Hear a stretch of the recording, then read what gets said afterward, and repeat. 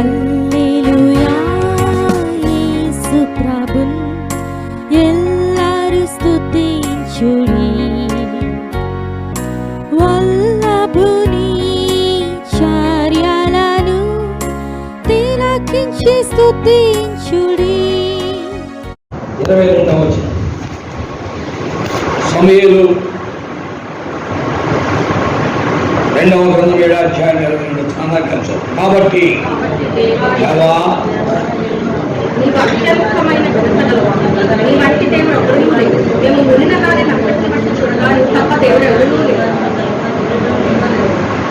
మేము వినిన దానంతటిని బట్టి చూడగా నీవు తప్ప దేవుడు ఎవడూ లేడు. దైవజనుడైనటువంటి వ్యక్తి మాట్లాడుతున్న సత్యాలు మేము వినిన దానిని బట్టి చూడగా నీ వంటి దేవుడు ఎవడనూ లేడు. నీలాగా ప్రేమించేవాడు లేడు, నీలాగా శిక్షించేవాడు కూడా లేడు, నీలాగా చేరదీసేవాడు లేడు, నీలాగా ఆదరించేవాడు లేడు, నీలాగా హెచ్చరించేవాడు లేడు, నీలాగా బుద్ధి చెప్పేవాడు లేడు, నీలాగా జ్ఞానం నేర్పించేవాడు లేడు, నీలాగా అజ్ఞానిని జ్ఞానం తెచ్చేవాడు కూడా లేడు. మేము వినిన దానిని బట్టి చూడగా నీవు తప్ప దేవుడు ఎవడనో లేదు. నీవు చేసే పనులు ఎవ్వడూ చేయలేడు. నీవు చేసే పనులు ఎవరూ చేయలేరు. నీవెంత ప్రేమిస్తావో అంత శిక్షిస్తావు, నీవెంతగా చాటిస్తావో అంతగా త్రోసివేస్తావు, కూడా తృణీకరిస్తావు. నీలాంటి దేవుడు ఎవరు కూడా లేరు అని ఒక భక్తుడు దేవుడిని ఎరిగాడు. ఎలాగెరిగా ఆయన్ని నువ్వు ఎలాగెరిగా? నీవు ఆయన ఎరిగిన దాన్ని బట్టే నీ ఆరాధన ఉంటుంది. నీవు ఆయన్ని గ్రహించిన దాన్ని బట్టే నీ ఆరాధన ఉంటుంది. నీవు ఆయనతో సహవాసాన్ని కలిగి అన్యోన్యతను బట్టే నీ ఆరాధన ఉంటుంది. అందుకే ఆయన యొక్క ఆరాధన మనం చూస్తున్నట్లయితే మేము వినిన దానిని అంతటిని బట్టి చూడగా నీవు తప్ప దేవుడు లేడు. మిమ్మల్ని దేవుని వాక్యం వింటున్న ప్రియులారా, ప్రభువు నీకు ఎలా అర్థమయ్యాడు? ప్రభువు నువ్వు ఎలా గ్రహించావు? దుర్గా నీటిలో మునిగింది కాబట్టి నేను మునుగుతాను అనుకున్నవారు, లేకపోతే వారెవరు బాప్తిజం తీసుకున్నారు నేను తీసుకున్నాను అనుకుంటా. అందరూ ఆ చర్చికి వెళ్తున్నారు కాబట్టి నేను కూడా ఆ చర్చికి వెళ్తాను అలాగ అర్థమయ్యాడా? అందరూ అక్కడికే చేరుతున్నారు కాబట్టి నేను అక్కడికే చేరుతాను అలాగ అర్థమయ్యాడా? దేవుడు నీకు ఎలాగ అర్థమయ్యాడు? నీకు అర్థమైన దాన్ని బట్టి నీ ప్రవర్తన ఉంటుంది. ఎందుకంటే మొన్న ఒక కుటుంబం వచ్చాడు, అయ్యా స్థుతి నైవేద్యంలో మీరు కనపడలేదని ఎక్కడ అన్నాడు. ఎందుకంటే వాడు ఎల్లు వచ్చాడు, మీరు ఎక్కడ కనపడలేదని చూశాను, 2 రోజుల్లో మీరు ఎక్కడ కనపడుతున్నారు. నీకు అర్థమైన దాన్ని బట్టి నువ్వు వెళ్ళావు, నాకు అర్థమైన దాన్ని బట్టి నేను రాలేదంటే. నీకు అర్థమైంది ఏంటంటే అక్కడికి వెళ్ళటం, నాకు అర్థమైంది ఏంటంటే అక్కడికి వెళ్ళకపోయినా ప్రభువుతో ఉండటం. మిమ్మల్ని దేవుడు వాక్యం వింటున్న పిల్లలు, ఎవరికి అర్థమైన దాన్ని బట్టి వాడి ప్రవర్తన ఉంటుంది. ఎవరు ప్రభువును గ్రహించిన దాన్ని బట్టి వారి ప్రవర్తన ఉంటుంది. ఎవరు ప్రభువుతో సహవాసాన్ని ఏ రీతిగా చేస్తున్నాడో దాన్ని బట్టి ఉంటుంది. ఎందుకంటే అబ్రాహాము ప్రవర్తన లోతుకు రాదు, అలాగే పౌలు యొక్క ప్రవర్తన అక్కుల పిస్కిల్లాలకు రాదు. ఎవరు దేవుణ్ణి ఎలా అనుభవించారో దాన్ని బట్టి వస్తుంది. దావీదు యొక్క జీవితము ఆ కొడుకులకి రాదు, వాళ్ళ కొడుకులు దేవుడిని సరిగ్గా ఎరగలేదు. ఏదో తండ్రిని బట్టి గుడికి రావడం అలవాటైంది, గుడిలో కూర్చోవడం అలవాటైంది, దేవుడికి కానుకలు ఇవ్వడం అలవాటైంది, అందరూ తింటున్నారు కాబట్టి రొట్టె ద్రాక్షసు తినడం అలవాటైంది. కానీ తమ్ముడు తాము ఉపేక్షించుకుంటా అక్షలోనికి అలవాటు వల్ల, అమ్నోనికి అలవాటు వల్ల, అదోనియాకి అలవాటు వల్ల దేవుని కొరకై నమ్మకంగా బ్రతుకుట సొలొమోనుకు కూడా అలవాటు వల్ల.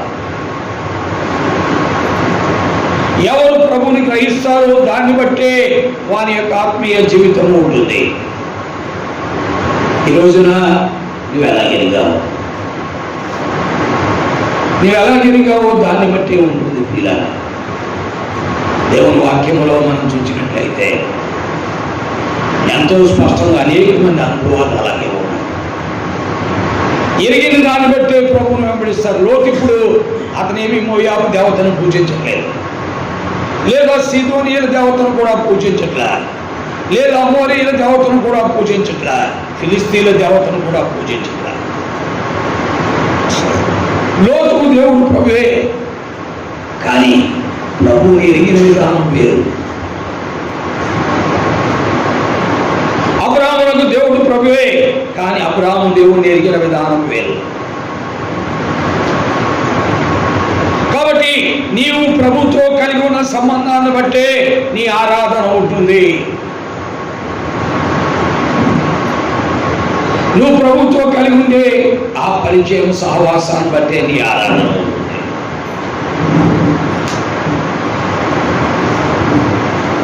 ఒక వ్యక్తి యొక్క ఆరాధన ఎలా ఉంటుందో మీకు చెప్తాను. ఒక వ్యక్తి యొక్క ఆరాధన అతనికి ఏది పాలివ్వటం బట్టే ప్రభువును స్తోత్రిస్తాడు. ఏది అప్పుడు వరకు పాలివ్వలేదు, ప్రభు ప్రార్థన చేస్తే పాలిచ్చింది కాబట్టి ప్రభు అది అతను ప్రభువుని ఎరిగింది. మరొక వ్యక్తి యొక్క ఆరాధన ఎలా ఉంటుంది అంటే, నా జీవితంలో నేను ఇంట్లో ఉండేవాడిని కాదు, రోడ్లను తిరిగేవాడిని, ప్రభువు నన్ను ఇంట్లోకి తీసుకొచ్చాడు, ఆయన దగ్గర కూర్చోబెట్టాడు, అందుకని ప్రభువుని ఆరాధిస్తాను.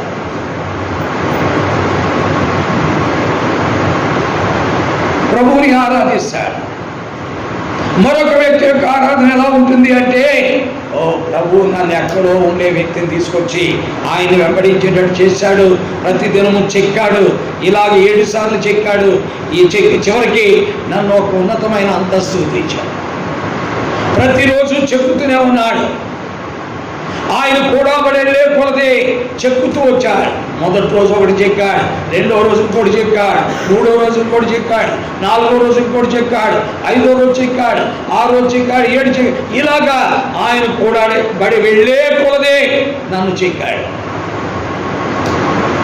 నన్ను నునుపు చేశాడు. ఈ రోజున ఇంత నునుపైన చక్కగా నేను ఉండటానికి నా బొడుకులన్నీ తీసేశాడు, నా పైన ఉన్న తోలు తీసేశాడు, నా పైన ఉన్న సమస్తం తీసేసి ఎంత నునుపైన చక్కగా చేశాడు.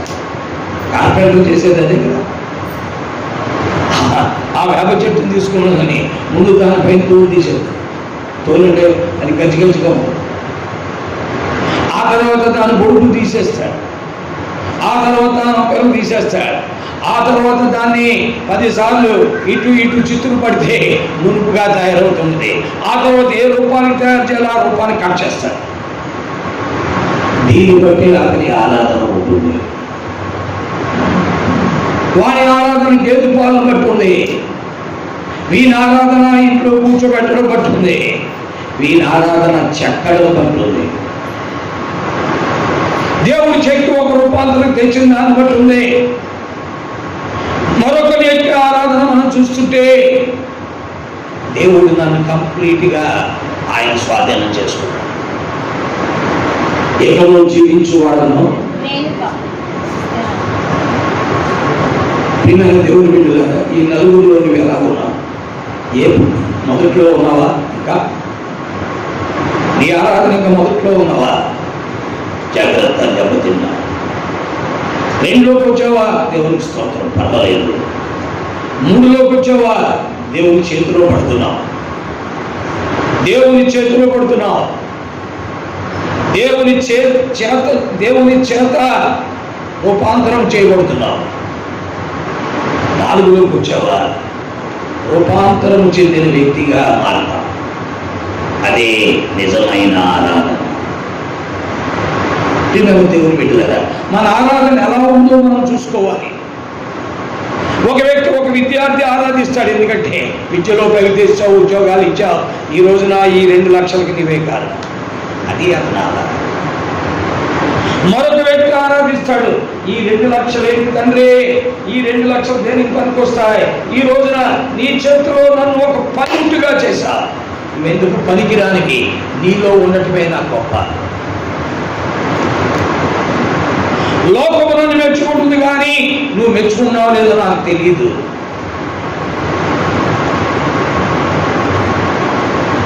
అంతేనా? పిల్లరా, మరొకరి ఆరాధన ఎలా ఉంటుందంటే, ఈ చెత్త 2 లక్షలు లేక 3 లక్షలు ఉద్యోగం ఎందుకు, నువ్వు పెట్టే భోజనమే నాకు సంతోషం, తీసే అవతల పడే నాకు వద్దని. అది నాకు అనవసరం, నాకు నువ్వే ముఖ్యం, నీవేదిస్తే అది తింటా. పిల్లరా, వివిధ వ్యక్తుల యొక్క అనుభవాలు క్రీస్తుతో ఉండే దాన్ని బట్టే వారి యొక్క ఆరాధన ఆధారపడి ఉంటుంది.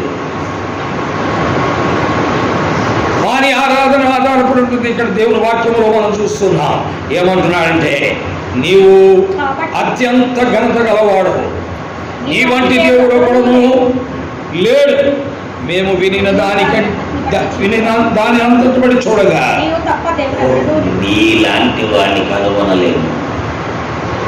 నీ త్రోవలే వేరు, నీ మార్గాలే వేరు, నీ ఆలోచనలే వేరు, నీవు నడిపించే విధానమే వేరు, నీవు చెక్కే విధానమే వేరు, నీవు రూపాంతరము చెందించే విధానమే వేరు అని చెప్పి ప్రభు పాదాల దగ్గర సాష్టాంగపడు. ఈ రోజున మీలో చాలా మంది మొదటి ఆరాధికులుగా ఉండొచ్చు, దాదాపు 80% మొదటి ఆరాధికులు. అంటే ఏంటంటే, ఏదో ఒక లాభం పొందడం బట్టి ప్రభువుని ఆరాధించారు. ఇంచుమించు 80 తర్వాత 90% పీపుల్, అంటే ఒక 10% పీపుల్ రెండవ కేటగిరీలో కూర్చోవచ్చు. అంటే ప్రభువు చేత రక్షించబడి, విమోచించబడి, మార్పు చెందిన జీవితంలో. మరొక 10% పీపుల్, 5% పీపుల్ పిల్లరా చెక్కబడి అనుభవంలో కూర్చోవచ్చు.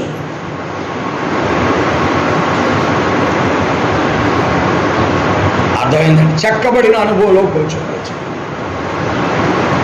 ఇక 4వ కేటగిరీ, లాస్ట్ 5%, అందులో 5 కూడా ఉండదు, మేబీ 2%. అది పరిపూర్ణతతో కూడిన ఆరాధన. నువ్వు ఏ కేటగిరీలో ఉన్నావు ఆలోచించుకొని ప్రభువుని ఆరాధించు. మొదటిగా, రెండవదా, మూడవదా, లేక 4వదా? ఏ కేటగిరీని బట్టి ఆ కేటగిరీకి దేవుడు ఏం చేస్తా అంటే ప్రతిఫలాలు ఇస్తూ ఉంటారు. ఏ కేటగిరీని బట్టి ఆ కేటగిరీకి ప్రతిఫలాలు ఇస్తూ ఉంటారు. అయ్యో, మా దగ్గరికి 1,00,000 మంది వచ్చారంటే అందులో 80,000 మంది ఈ కేటగిరీ, మొదటి కేటగిరీ. 10,000 మంది కూడా 2వ దానిలో ఉండరు, 5,000 మంది కూడా 3వ దానిలో ఉండరు. అసలు ఈ 1,00,000 మందిలో 20 మంది ఉంటే గొప్ప, 4వ కేటగిరీలో. దాంతో స్తుతి నైవేద్యం పరిపూర్ణమవుతుంది.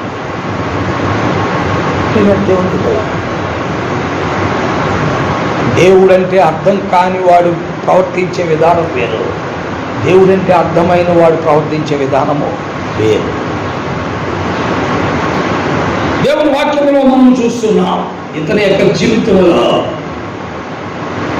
ప్రభు యొక్క పరిశుద్ధమైన సన్నిధిలో ఆరాధించే ఈయన జీవితంలో ఉన్న 2 లక్షణాలు ఏంటంటే, మొట్టమొదటి లక్షణం తను తాను ఉపేక్షించుకుంటా. దేవుని వాక్యం 7వ అధ్యాయంలో మనం చూసేది తను తాను ఉపేక్షించుకుంటా.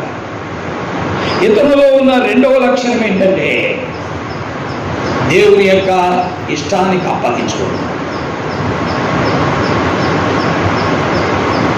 తను తాను ఉపేక్షించుకుంటా దేవుని యొక్క ఇష్టానికి అప్పగించుకుంటా అదే ఆరాధనలో ఉన్న పరిపూర్ణత. ప్రియమైన దేవుని వాక్యం వింటున్న బిడ్డలారా, మీరు ఇంటికి వెళ్ళాక 7వ అధ్యాయం చదవండి. నేను చదివిన తర్వాత నాకు అర్థమైంది 2. He denied himself. తను తాను ఉపేక్షించుకున్నాడు. రెండవది దేవుని ఇష్టానికి ఏం చేశాడు? అప్పగించుకున్నాడు. లేఖనాల్లో మనం చూస్తున్న సత్యం అదే, దేవుని వాక్యములో మనం చూస్తున్నాం. పిల్లరా, ఇలాగున ఉండేవాడే 4th కేటగిరీ. ఎందుకంటే 4th కేటగిరీలో ఉండేవాడు 2 పనులు చేస్తాడు. ఒకటి దేవుని ఇష్టానికి అప్పగించుకుంటాడు, రెండవది తను తాను ఉపేక్షించుకుంటాడు.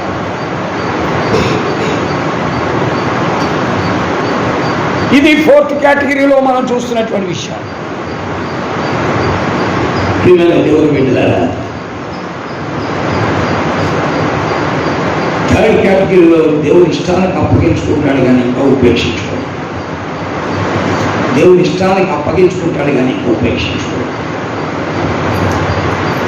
2వ కేటగిరీలో పిల్లరా ఇంకా దేవుని ఇష్టానికి ఉపేక్షించుకునే అనుభవంలోకి రాడు. మొదటి కూడా అసలు రాడు. ఇదే ఆరాధన వర్తమానం. ఈరోజు వచ్చిన మన జీవితంలో మనము ప్రభు పాద సన్నిధిలో ఆయన ఆరాధించడానికి వచ్చాం.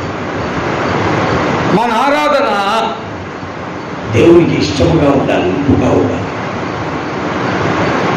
నోటి మాటలతో కాదు, క్రియతోనూ.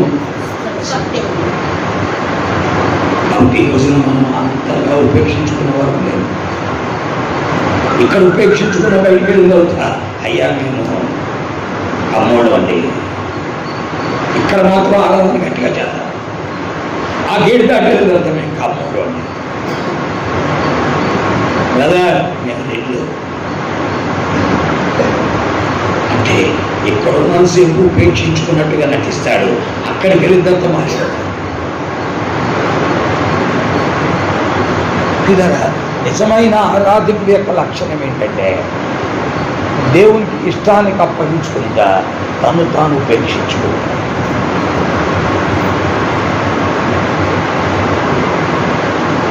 దేవుని వాక్యంలో మనం చూస్తున్నదే,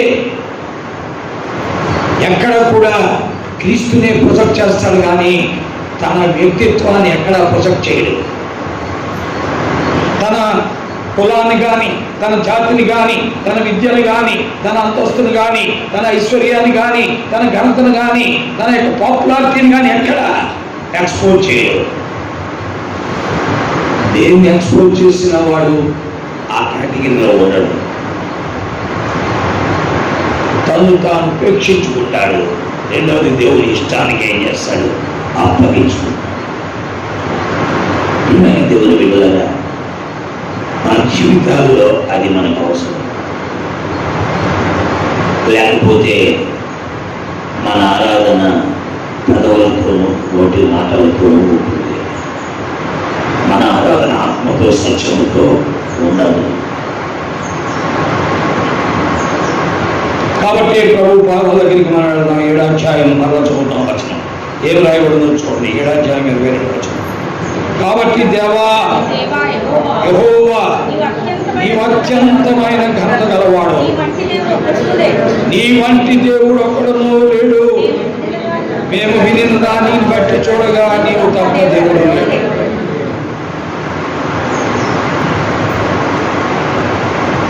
దేవుని వాక్యములో ఎంతో స్పష్టంగా తను మాట్లాడుతున్న మాటలు ఒక్క మాటలో దేవుని ఎంత కనపరుస్తున్నాడో లేదు. అంతగా ఎక్కువ లేవు. మనం అరగంట చేస్తాం ఆరాధన, కొద్దిగా చేయండి, 1/2 minute అంటాం, 1/2 నిమిషం చేయండి అంట.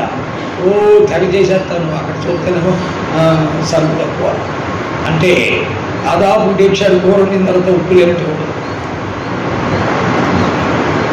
డేక్షాడు కూర వండిన తర్వాత ఉప్పు లేకపోతే ఎలా ఉంటుంది? నీ ఆరాధన సారవంతంగా ఉండాలి. ఒక్క మాటలో అద్భుతమైన సంగతులు చెప్తున్నా. ఏమంటున్నా అంటే నీవు అత్యంతమైన ఘనత గలవాడు. నీతో అంటే you are the most high, you are the most high and most honoured and most respected and nobody is equal with you. నీతో సమానుడు లేడు, నీతో సమానుడు లేడు. అట్ ద సేమ్ టైం ఇంకోటి ఏమంటే నీవు తప్ప ఇంకెవరు లేరు, నీవు తప్ప ఇంకెవరు కూడా. ఒక్క మాటలో 3 సంగతులు చెప్పి పిల్లలు కాబట్టి గ్రహించు. నీ జీవితంలో ప్రభు అర్థమయ్యాడా? వెలిగావా? ఆలోచించుకో. 4 సంగతులు 4 వ్యక్తులు చెప్పా. మొదటి వ్యక్తి ఎలాంటి వాడు చెప్పా, 2వ వ్యక్తి ఎలాంటి వాడు చెప్పా, 3వ వ్యక్తి ఎలాంటి వాడు చెప్పా, 4వ వ్యక్తి ఎలాంటి వాడు చెప్పా. ప్రభువుని ప్రేమించు, ప్రభువుని ప్రేమిస్తుంటే ఆరాధించు, ప్రభు నామమును కనపరచు, ప్రభు నామమును హెచ్చించు, ప్రభు నామమును కీర్తించు. దేవుని వైపు చూడు. నోటి మాటలు ఆయనకి, ఆయన కావాల్సింది ఆయన్ని వారికై ముందుకు సాగేవాడు, నిలబడేవాడు. ప్రభువు తన వాక్యం మన గ్రహింపులో తెచ్చి ఆయనను ఆరాధించినట్లుగా సహాయం చేయనుగాక. ఆమె చంద్రులారాయిలా దేవుని స్తుతించుడి, హృదయమును వెలిగించిన యేసుని స్తుతి